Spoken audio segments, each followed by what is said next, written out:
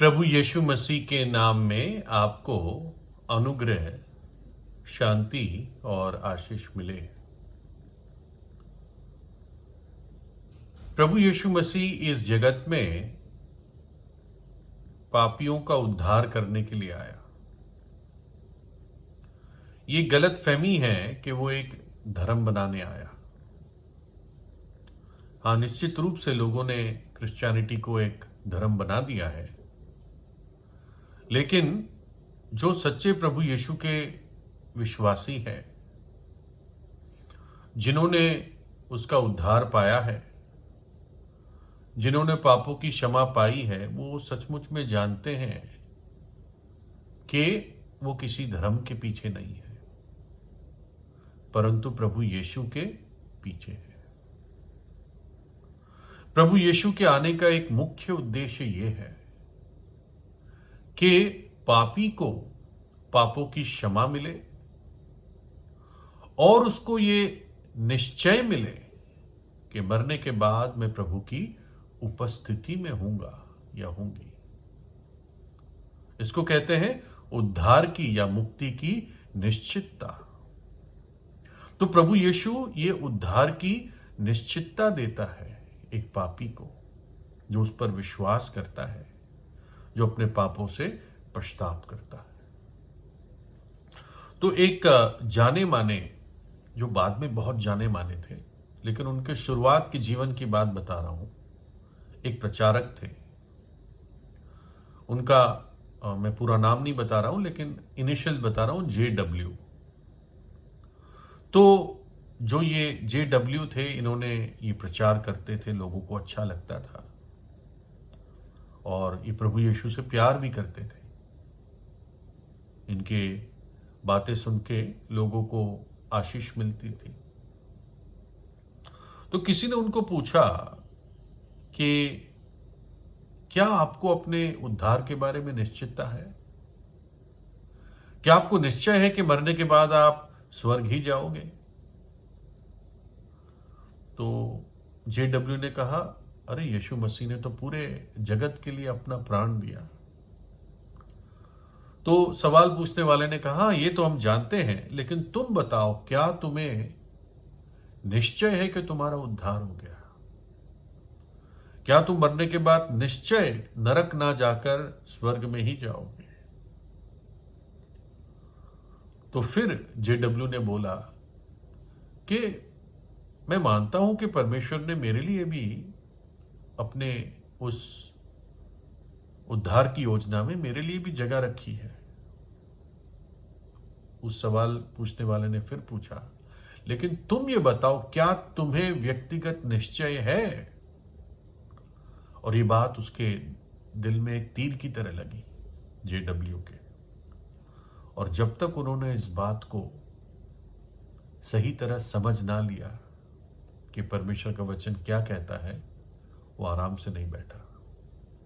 उसने परमेश्वर के वचन से इस बात का पूरा निश्चय लिया कि प्रभु यीशु ने पापियों के लिए ना केवल अपना प्राण दिया, ना केवल वो पाप क्षमा करता है, लेकिन जो उस पर विश्वास करता है वो व्यक्ति अनंत जीवन पाता है। मेरी धार्मिकता है, वो मेरे किसी भी गुण के कारण नहीं है, वो प्रभु यीशु मसीह के कारण है, उसके पवित्र लहू के कारण है।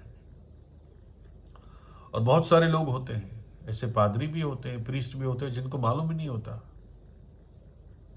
कि उनका उद्धार निश्चित है। वो ऐसे ही चलते जाते हैं, है ना। ऐसे भी लोग हैं दुनिया में, कहने के लिए ईसाई समाज के हैं, संडे को चर्च में है, लेकिन किसी और दिन दारू के ठेके पर है, बीवी बच्चों को गालियां गलौज करते हैं। तो क्या ईश्वर जाएंगे? कतई नहीं, है ना, कतई नहीं। प्रभु यीशु मसीह जिसके जीवन में आता है, उसका जीवन बदलता है। एक और घटना है इस विषय पर। तो एक जॉर्ज कटिंग करके लेखक थे, वो एक किसान के बारे में बताते हैं जो काफी अच्छा खासा खाता पीता किसान था।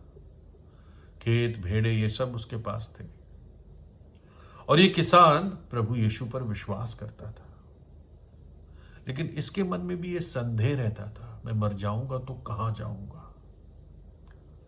क्या मैं प्रभु यीशु के पास ही स्वर्ग में जाऊंगा या नरक चला जाऊंगा? इसका जीवन अच्छा था, प्रभु को जानता था ये, लेकिन उसको निश्चय नहीं था। तो एक दिन उसने अपने मन ही मन में प्रार्थना की कि हे परमेश्वर, अगर तूने मुझे ग्रहण कर लिया है, यानी अगर मरने के बाद मैं तेरे ही पास आऊंगा, तो कुछ ऐसा कर कि ये जो मेरा गोडाउन है इसमें मेरी 10 भेड़े अपने आप आकर इकट्ठी हो जाए शाम तक। सिर्फ 10, इसके पास कई भेड़े थी। और जब शाम को वो आया, उसने देखा कि उस गोडाउन में अपने आप चलकर वो 10 भेड़े ही वहां पर थी। उसको बड़ी खुशी हुई। फिर उसके मन में शक आया, क्या पता ये बाई चांस हो गया। तो उसने फिर प्रार्थना की, प्रभु अब मेरी प्रार्थना है कि अलग 10 भेड़े, वो वाली नहीं, अलग, मेरी ही परंतु अलग, वो सामने वाले कोने में जाके इकट्ठी हो जाए अगले दिन। तो उसने जब देखा अगले दिन, तो अलग 10 भेड़े उसी कोने में इकट्ठी हुई थी। तो शायद ये उसने अपना अनुभव किसी और को बताया। तो उस व्यक्ति ने पूछा, क्या फिर तेरा मन शांत हो गया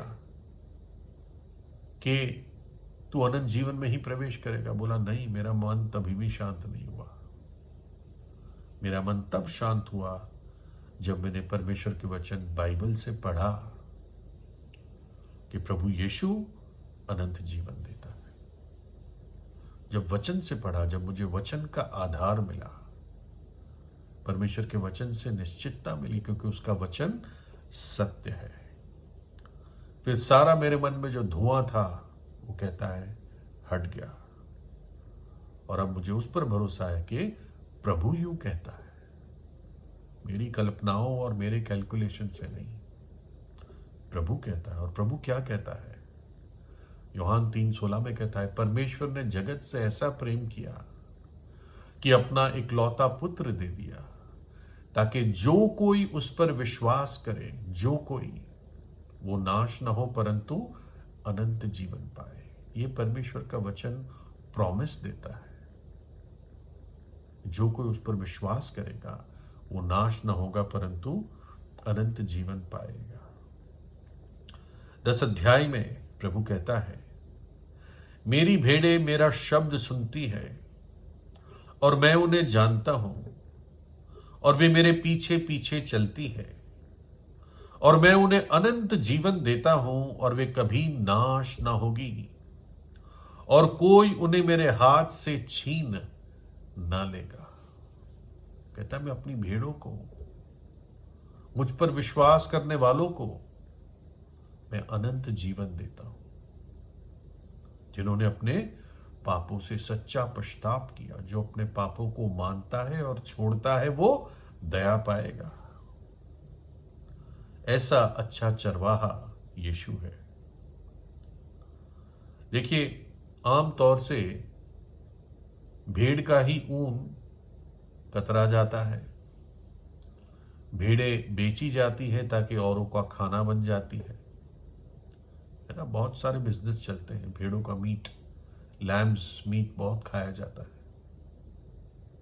तो एक प्रकार से भेड़ चरवाहे के लिए मरती है ना, चरवाहे के एक प्रकार से उसकी लाइवलीहुड के लिए, ताकि उसका खर्चा चल सके। भेड़ के ऊन के द्वारा, उसके मीट के द्वारा। बड़े बड़े स्लॉटर हाउसेस होते हैं जहाँ पे ये भेड़ें काटी जाती है और मीट एक्सपोर्ट होता है जगह जगह दुनिया में। लेकिन ये अच्छा चरवाहा ऐसा है जो भेड़ों के लिए अपना प्राण देता है। और खुद एक मेमना बन गया। जैसे एक मेमना वध किया जाता है, प्रभु यीशु मसीह वध हो गया। यशायाह 53:7 में लिखा है, वह सताया गया तो भी वो सहता रहा और अपना मुंह ना खोला। जिस प्रकार मेमना वध होने के समय या भेड़ ऊन कतरने के समय चुपचाप शांत रहती है, वैसे ही उसने भी अपना मुंह ना खोला। चुपचाप हमारे पापों को और पापों के दंड को अपने ऊपर ले लिया। परमेश्वर के पुत्र ने पिता के हाथ वो सारी सजा सह ली क्रूस पर और अपना पवित्र लहू बहाया, ताकि विश्वास करने वाले के पाप धुल सके। और वो मृतकों में से तीसरे दिन जी उठा। और वो कहता, क्योंकि मैं जीवित हूं, तुम भी जीवित रहोगे। और वो कहता है, मैंने तुम्हें जो परमेश्वर के पुत्र के नाम पर विश्वास करते हो, इसलिए लिखा है कि तुम जानो कि अनंत जीवन तुम्हारा है। प्रभु यीशु से प्रार्थना कीजिए। वो मुक्ति और अनंत जीवन देने के लिए आया, वरदान के रूप में, भेंट के रूप में, तोहफे के रूप में।